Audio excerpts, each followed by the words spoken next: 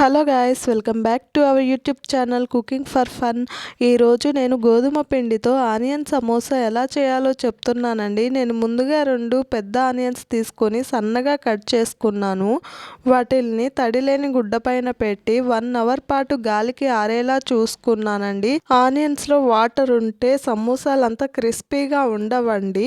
మీరు కూడా maximum 1 hour పాటు గాలికి ఆరేలా చూసుకోండి. తర్వాత నేను 2 బౌల్స్ గోధుమ పిండి తీసుకున్నాను. వాటిల్లో కొంచెం సాల్ట్ వేసాను. కొన్నిగా వాటర్ పోసుకుంటూ మనం పూరీకి ఎలా కలుపుకుంటామో అలా కలుపుకున్నానండి. కానీ పిండి మరీ అంత గట్టిగా కాకుండా మరీ అంత పలుచగా కాకుండా కలుపుకోండి మీరు. తరువాత ఒక బౌల్లో కొంచెం గోధుమ పిండి వేసుకొని అందులో కొన్ని వాటర్ వేసుకుంటూ పేస్ట్ లాగా కలుపుకున్నానండి.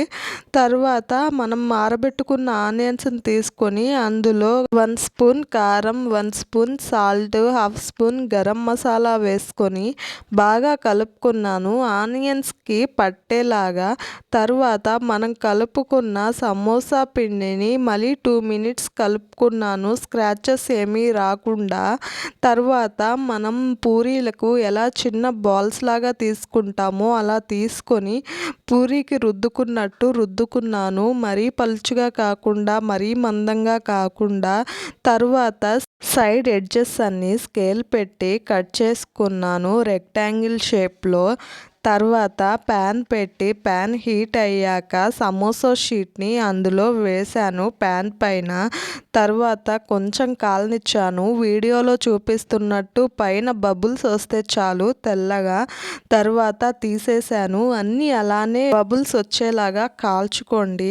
తరువాత మనం కాల్చుకున్న సమోసా షీట్స్ని మిడిల్లోకి కట్ చేసుకోవాలండి.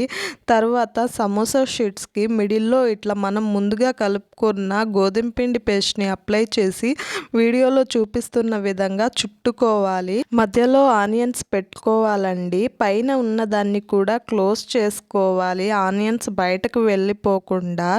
బాగా క్లోజ్ చేయకపోతే మనం ఫ్రై చేసేటప్పుడు ఆనియన్స్ అన్నీ బయటకు వెళ్ళిపోతాయండి.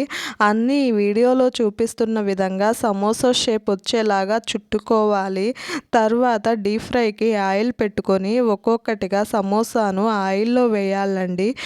మనము సమోసాలు వేగించుకునేటప్పుడు ఫ్లేమ్ లో టు మీడియం ఫ్లేమ్లోనే ఉండాలండి. మీరు హై ఫ్లేమ్లో పెట్టుకున్నా కానీ బయట మాత్రమే కాలుతాయండి, లోపల అసలు కాలవండి సమోసాలు. చూశారు కదా వీడియోలో సమోసాలు ఎంత క్రిస్పీగా ఉన్నాయో. మీరు కూడా ట్రై చేస్తారా? ట్రై చేసి నాకు ఫోటో పంపించండి ఎలా వచ్చాయో. నా వీడియో మీకు నచ్చినట్లయితే లైక్ చేసి, షేర్ చేసి, సబ్స్క్రైబ్ చేయండి.